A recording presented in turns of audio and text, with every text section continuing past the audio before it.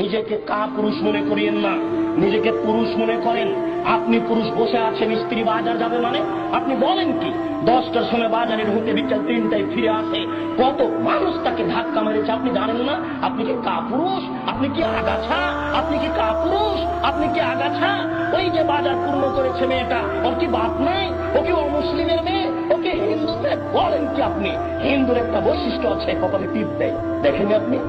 হিন্দু মেয়ের একটা বৈশিষ্ট্য আছে, হাতে শাখা ব্যবহার করে, সাদা চুরি ব্যবহার করে।